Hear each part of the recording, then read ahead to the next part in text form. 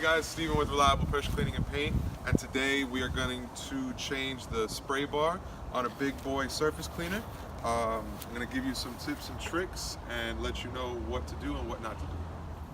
So in order to do this, you're not going to need too many tools, but you will need some Teflon tape, an adjustable wrench, and maybe a little bit of liquid silicone just to break up the seal. And of course you will need the 28-inch spray bar. Okay, so on all of our rigs we run a Honda GX 690, which puts out 8 gallons a minute. So when you buy your spray tip, make sure that the tips are rated for 8 gallons a minute. So you should have, there'll be some numbers here, and it should be 4 gallons per tip, which obviously 2 tips will equal 8 gallons a minute. You want to make sure that your tips are right for your machine, or you will not get a good clean. So the first thing we're going to want to do is obviously spray it a little bit, loosen up everything. You know, over time it just gets stuck on there. What we're going to do is we're going to use the adjustable wrench, and we are going to hold on to this bolt, and with a little elbow grease we are going to break the seal and just unscrew it and get ready to put the new one on.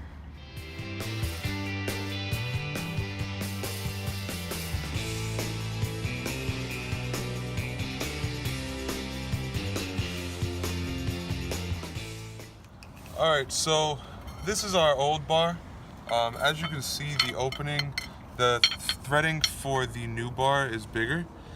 So if you look here, what we have is a reducer on the swivel. So you may need to just get that piece off. That way you can fit your new bar on. So before you put on your new bar, just make sure that the threading is going to be clear of any debris, any old Teflon tape if possible, and then make sure that you re-Teflon tape it. That way you don't have anything that leaks.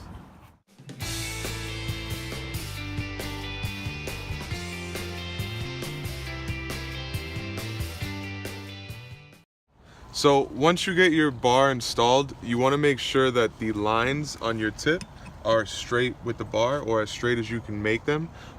This one's good.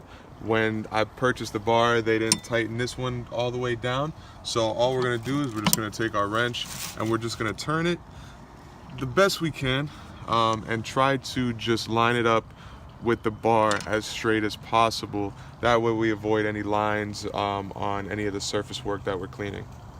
So this is going to be our old bar that we just removed. As you can see, it's very worn. All these bars for the big guys are aluminum, so they wear obviously with all the pressure that you're putting out. So as you can see, we've got threading showing here.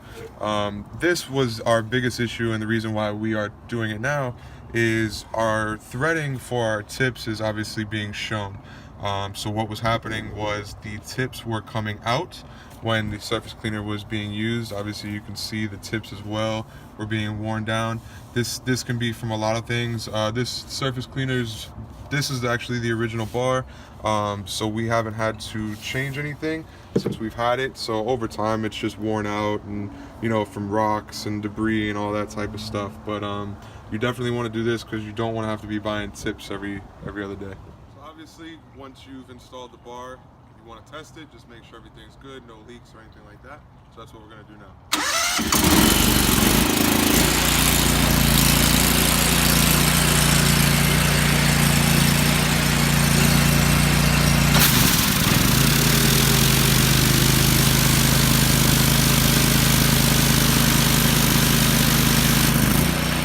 That's about it. Hope that helped. Hope I gave you some good tips and tricks. Make sure you like this video, make sure you subscribe to the page, and thanks for watching.